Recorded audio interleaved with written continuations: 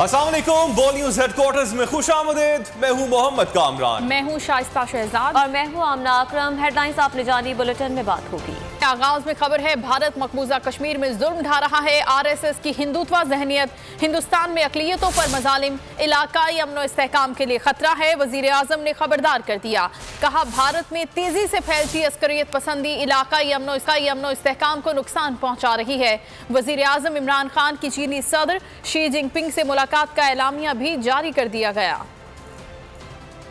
वजीर आजम की चीनी सदर से मुलाकात का एलामिया जारी कर दिया गया। वजीर आजम ने मुलाकात में कहा, भारत में तेजी से फैलती अस्करियत पसंदी इलाकाई इस्तेहकाम को नुकसान पहुंचा रही है। दोनों रहनुमाओं ने इस बात को तस्लीम किया कि पुरअमन और मुस्तहकम अफगानिस्तान खित्ते में इक्तिसादी तरक्की और राबतों को फरोग देगा। आलमी बरादरी और अफगानिस्तान में इंसानी तबाही को रोकने में अफगान अवाम की फौरी मदद करे। वजीर आजम ने पाकिस्तान के साथ बेहतर ताल्लुकात पर चीन की तारीफ, मुख्तलिफ शोबाजात में दो तरफा ताउन जारी रखने पर इत्तेफाक किया गया और सदर शी जिनपिंग को जल्द पाकिस्तान के दौरे की दावत दी। वजीर आजम इमरान खान का दौरा चीन, पाक चीन कॉरिडोर CPEC का जिक्र सर फहरिस्त रहा। चीनी सदर से मुलाकात में इस अज़्म का इजहार किया। CPEC इलाकाई खुशहाली और बेहतर राबते के लिए अहम है।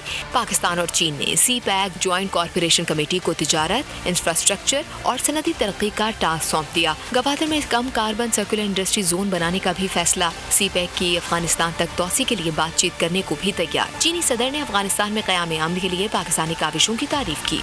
चीन अफगानिस्तान में पाकिस्तान के किरदार का मोतरफ है। वजीर खारजा शाह महमूद कुरैशी की वजीर आजम के दौरा चीन से मुतालिक ब्रीफिंग। कहा, चीन ने मार्च में अफगान सूरत हाल पर पड़ोसी मुमालिक का इजलास बुलाया है, जिसमें अफगानिस्तान को भी दावत दी जाएगी। शाह महमूद कुरैशी ने कहा कि दौरा चीन में CPEC मंसूबों पर तफसीली गुफ्तगू हुई। चीन की नुमाया कंपनीज के साथ वजीर आजम की नशिस्तें हुई हैं। मार्च के आखिर में CPEC पर फॉलो अप नशिस्तों के बाद चीन जाएंगे। हम एक नशिस्त करेंगे of the immediate neighbours of Afghanistan, जिसमें चीन होगा, पाकिस्तान होगा, जितने हमारे और हैं, ये सबको बुलाया जाएगा। वजीर आजम की नशिस्त हुई, पूरी डेलीगेशन लेवल टॉक्स हुई। माशी मैदान में आगे बढ़ना है, उस पर हमने मुफस्सल तबादला ख्याल किया। प्राइवेट कंपनीज हैं, उनके साथ वजीर आजम की नशिस्तें हुई। एक फॉलो अप मैकेनिज्म तजवीज़ किया है। जब मैं मार्च के आखिर में यहाँ फॉलो अप नशिस्तों के बाद जो चेयरमैन CPEC हैं उनको भी साथ लेकर जाएंगे, ताकि जो कुछ हमने हासिल किया है उसको अमली जामा पहनाने में हम मजीद आगे बढ़ें। कमांडेंट FC ने कहा है कि नोशकी वाक़े में दुश्मन जदीद तरीन असलहे से लैस थे और दहशतगर्द बराह रास्त अफगानिस्तान में अपने हैंडलर से राब्ते में थे। वज़ीर आला बलोचिस्तान अब्दुल कुद्दूस, चेयरमैन सेनेट सादिक संजरानी और सूबाई वज़रा का FC हेडक्वार्टर्स का दौरा, कमांडेंट FC की ब्रीफिंग, यादगार शहदा पर हाजिरी देते हुए शहदा की मग़फ़िरत की दुआ की।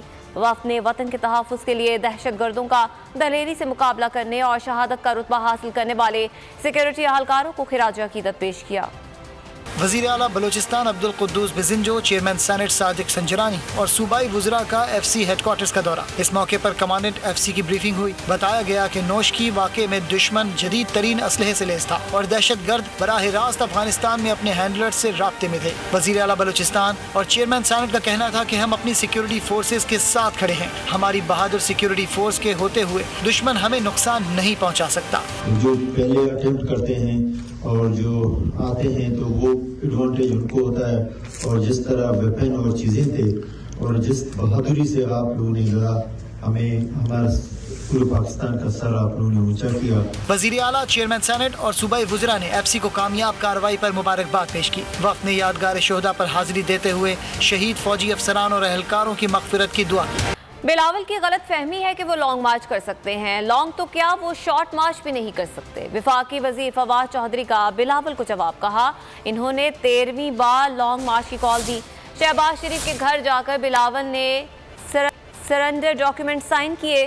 शेख रशीद बोले, मौलाना फजलुर रहमान कहते हैं इमरान खान को मक्खी की तरह निकाल लेंगे, लेकिन नून लीग और पीपल्स पार्टी ने इन्हें मक्खी की तरह निकाल दिया। ना अपोजिशन इस्तीफे देगी, ना लॉन्ग मार्च कामयाब होगा। मुआविन खुसूसी शहबाज गिल ने कहा, 2 टब्बरों ने फिर से मुल्क लूटने का तजदीद अहद किया। इन्होंने अहद किया कि इमरान खान की हुकूमत गिराकर लूट मार करेंगे। ये टब्बर नाकाम होगा।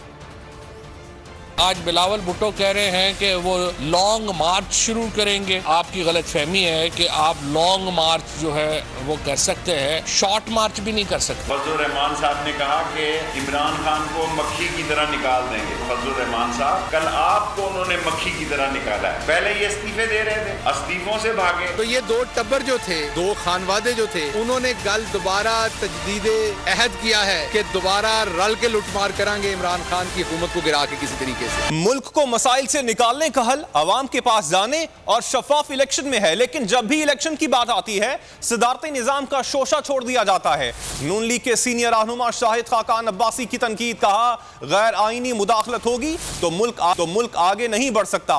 ख्वाजा आसिफ बोले मुल्क की कोई ख्वाजा पॉलिसी नहीं, लीडर भी फ्रॉडिया है और उसके हवारी भी फ्रॉडिये हैं। मिफ्ता इस्माइल ने कहा इमरान खान न सिर्फ नाअहल हैं बल्कि करप्ट भी हैं, उन्होंने रिकॉर्ड करप्शन की है। जो पाकिस्तान के मौजूदा मसाइल हैं जो बेपनाह हैं, मईशत तबाह हो चुकी है, मुल्क के अंदर तफरीक है, बैन अवी दुनिया से हमारे ताल्लुकात आप देख लें, आप कोई किसी पैमाने पर मुल्क को आज देख लें, मुल्क ज़वाल का शिकार है। इसका सिर्फ एक हल है और वो अवाम के पास वापस जाने में है और एक फौरी और शफाफ इलेक्शन में है। यहाँ पर अब जब भी इलेक्शन की बात आती है एक नया शोशा खड़ा कर दिया जाता है जो सदारती निज़ाम है।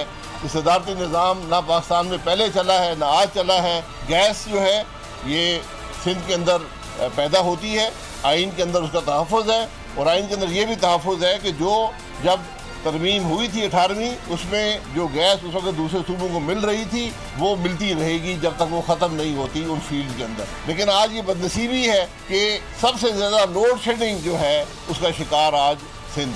जो मौजूदा हालात हैं उनके मुताबिक हल करने की ज़रूरत है और मैं ये समझता हूँ कि आज ज़रूरत इस बात की है कि जो गैस का निज़ाम है ये सूबों के हवाले किया जाए। लीडर भी 2 नंबर और यहाँ के लोग जो हैं जो उससे ये काम करवाते हैं वो कितने बड़े 2 नंबर हैं। पाकिस्तान की इस वक्त ना कोई खारजा पॉलिसी है ना कोई माशी पॉलिसी।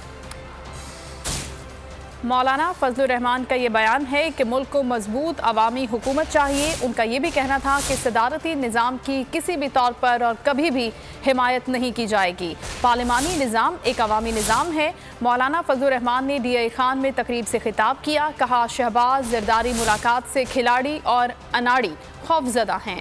शहबाज शरीफ ने बिलावल और जरदारी से मुलाकात पर कहा कि मुझे एतमाद में लिया था, हम PTI की हुकूमत को तस्लीम ही नहीं करते। ज़बान इस्तेमाल की जाती है वो गली कूचे के लुच्चे लफंगों की ज़बान है और वो ज़बान मुझे आती नहीं। जब PTI की हुकूमत आई पाकिस्तान का रुपया डॉलर के मुकाबले में 105 रुपए फी डॉलर था। इन्ना अहला नालायक हुक्मरानों की नाक़िस और नाकाम कारकर्दगी के नतीजे में हमारा रुपया इतना गिर चुका है कि अफगानिस्तान का अफगानी वो पाकिस्तानी रुपये से अब ताकतवर है। हमें कहाँ डबो दिया गया है और हमें कहाँ पहुँचाया जा रहा है।